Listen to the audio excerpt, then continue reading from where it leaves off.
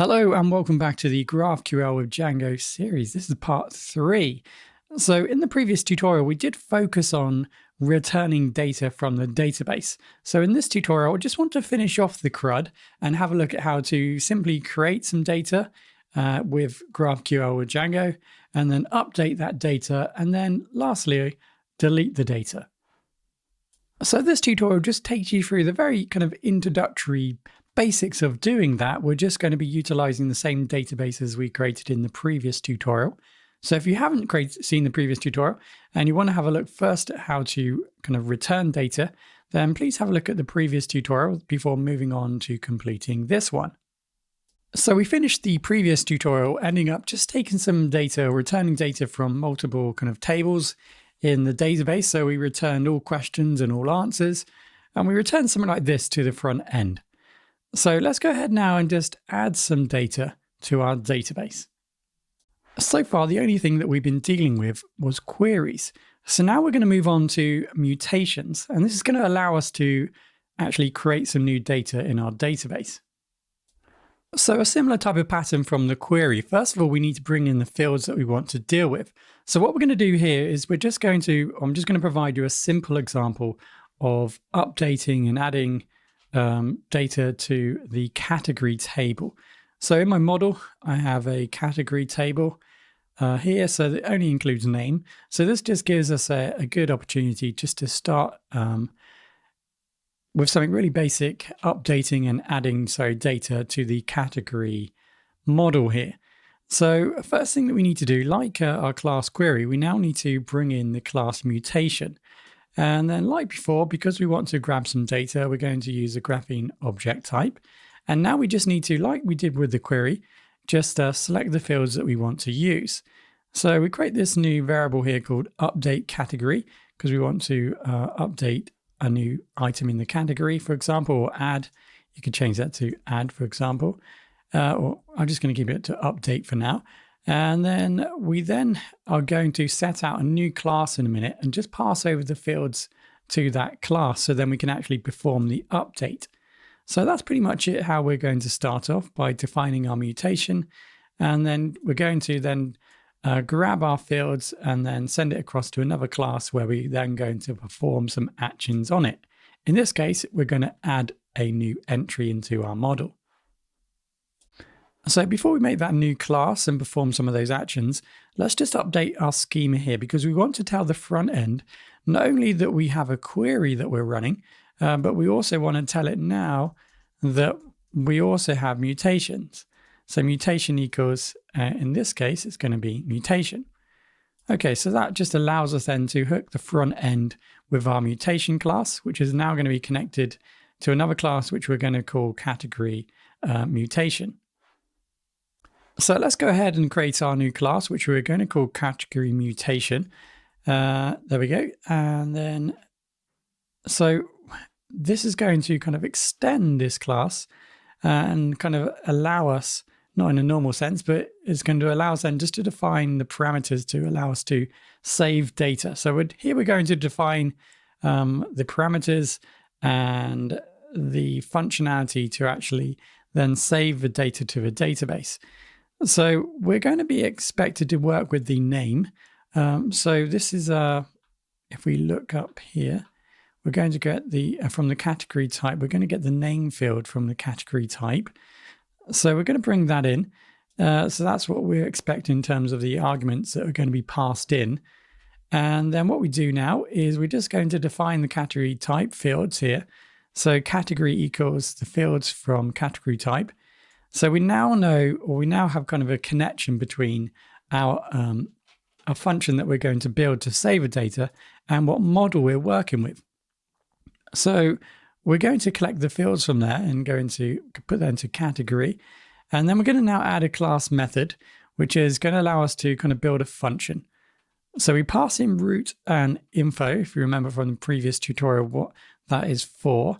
The necessaries there, but also what we need to pass into this function is the name. So that obviously is what we're going to include on the front end and pass in so that we can save that new name or that new category And that's obviously the name of the category that we want to save. So let's put that in. And now we just go ahead and it just now starts to feel a little bit more like Django, because here what we're going to say is set up this new variable called category. And you can see we're getting the category model and then name equals name. Okay, so then we go ahead and just do a category save. So literally what we've done here is we're going to, from the front end, send across a name. And that's then going to then be captured. And we're going to capture that, pass it into this function here. We're going to utilize that to then actually then just save it. And that's then going to save it as a new category in our table. So once we've saved it, we'll go ahead and just return. And then you can see what we're doing is we're just returning the category equals category just to confirm that we've saved the new category. Okay, so that's pretty much the flow of this. We start off with this class mutation, and then we're going to pass in some fields. So as long as our field is recognized, in this case, it's going to be name. It can then be passed into this function here, and then we can utilize it against the database to then actually then save the data. So it does help having a little bit of knowledge of Django queries, etc. here, because you can imagine if you do, you could easily then extend this and you now know how to potentially now add some more data. So if we did want ID, to bring in ID, we'd need to bring in the argument up here, ID, etc. So we can bring that in there, and then we can bring that data into our function here so we can then perform some actions. So that's how you're going to kind of extend it to add more fields here. So I am just showing a really kind of basic version at the moment. So with the server turned on, we can now go into our front end here. If you head over to GraphQL in the URL, and this is what we previously had, and this is what we were previously returning. So previously we were using query. So as you might imagine now, we now need to define our mutation. So just make sure you refresh this so you can pick up your mutation. You can see that now it's available. So we can now start kind of configuring our mutation. So like in the previous tutorial, we can go ahead and just name this mutation. It makes it a lot easier for us to identify it on the front end. So let's just call this first mutation. Okay, you can call it whatever you like, of course. And now we need to go ahead, and you can see that some items are already starting to pop up here. So it identifies our update category that we've just created in our mutation. So we're able to hook into that. Now at this point, what we want to do is now to define, like I previously showed you, how to kind of pass these variables or arguments across. So in this case, we've got the name. So let's just define the name, and then let's give it a name. So let's call this a new category, for example. So that allows us to create a new category. Now we want to now go ahead and define category. And finally, within category, we have the name. There we go. So basically what we're doing here, we're just defining in the category, we're declaring that's what we want to work on. And obviously what we're doing is we're passing over this argument here, name equals new cat. So that's the name of the new category that we're going to build. So if we do that, there will be an issue here. I'm expecting a problem. So if I execute that, you can see that we've got this error here. So in addition to what we previously mentioned in regards to root and info in the previous tutorial, we now need to add another item here. So here we're going to need to bring in another argument here, CLS, and that's going to allow us then to perform the actions that we want to perform. So let's go ahead and now add a new category here. So I'll just refresh, and then we go, and you can see that that seems to have added. So let's go back into our database, refresh, and you can now see we've got a new category name. So that was a really simple example. Of course, you'll want to expand upon that, and you'll simply just need to think about the arguments, just expanding the arguments here of all the different parameters. Obviously, change the model that you're using. So, for example, if you wanted to make some quizzes, obviously you'd maybe include all these items here, and then just follow the same type of procedure. Down here, obviously, you would need to chain that across, and then just save the data as per normal. So at this point, I'd ask you to explore those options, and in future tutorials, we put this together in much larger and in context, of course. We're going to continue with this quiz theme and build this up utilizing GraphQL, etc. So we'll definitely focus and have a look at that at a later date. But for now, if you can go ahead and start thinking about possibly changing this mutation to include quizzes, I think that's a good task to do. So next up, an example whereby, let's just get rid of this one here. We're going to provide you a simple example to actually update. So I'm just going to line that. So you can see this in the code provided as a link in the tutorial description. So let's think about, for example, updating the data. So let's go ahead. It's the same type of procedure here. So we can leave this exactly the same. We're just going to pass in some fields. So that's okay. And we're going to call this category mutation again. Now this does say update this time. And so we are going to update. So how we're going to update this, if you're not familiar with the database here, if I just browse over some of these items here, you can see that down the bottom left here, there's an ID. So we're going to use the ID. This is number 2, this is number 1. These are the IDs of these categories. So we're going to use the ID to actually select the category and then update it with some new data. So this time we're going to add in a new class argument. It's going to be exactly the same as before. And this time we've got name. So let's just copy this across. So we're going to utilize the name as per normal. But this time, we're just going to add some more here. So we're going to also bring in the ID. So let's do that. So ID equals graphene.id.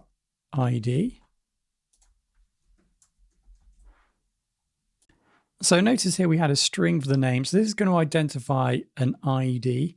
Right? This is obviously the primary key. Now, if we move up again, if we go into category, you can see that we've got the ID field and name available.